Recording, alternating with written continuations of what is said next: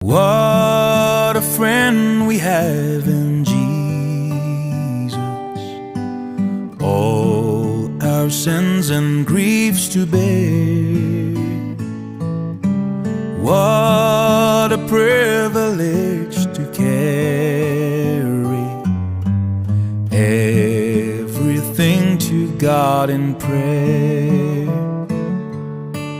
Oh, what peace we often forfeit. Oh, what needless pain we bear. All because we do not care.